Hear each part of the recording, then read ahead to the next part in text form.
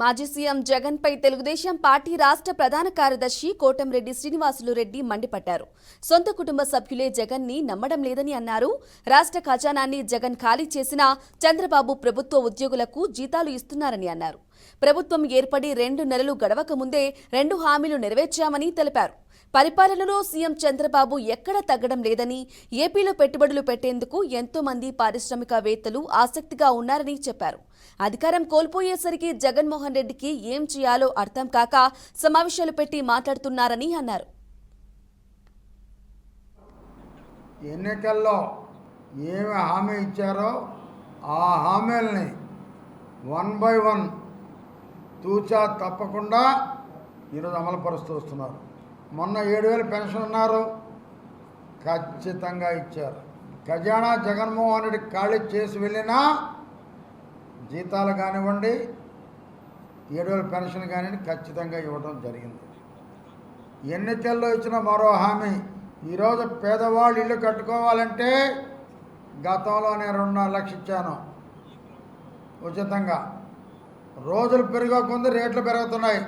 ఇసుక కానీ, సిమెంట్ కానీ, రాయి కానీ. ఇంకా పెంచాల్సిన జగన్మోహన్ రెడ్డి 1,80,000 మాత్రం ఇచ్చాడు. ఈరోజు మా నాయకుడు చంద్రబాబు నాయుడు గారు ఈరోజు పెరిగిన రేట్లను బట్టి ఇంటికి 4 లక్షల రూపాయలు ఈరోజు ఇస్తున్నారు ఉచితంగా. ఇది చరిత్రలో ఒక అధ్యాయం.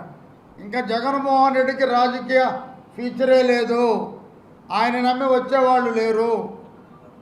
ఎందుకంటే చెప్పిన హామీ తప్పకుండా 1 by 1 చేసుకుంటా వచ్చే వ్యక్తి ఎవరంటే చంద్రబాబు నాయుడు గారు. చంద్రబాబు నాయుడు గారు ఎన్నికల్లో ఏమి హామీ ఇచ్చారో ఆ హామీల్ని 1 by 1 తూచా తప్పకుండా ఈరోజు అమలుపరుస్తూ వస్తున్నారు.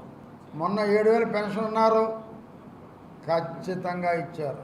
ఖజానా జగన్మోహన్ రెడ్డి ఖాళీ చేసి వెళ్ళినా జీతాలు కానివ్వండి, 7,000 పెన్షన్ కానివ్వండి ఖచ్చితంగా ఇవ్వడం జరిగింది.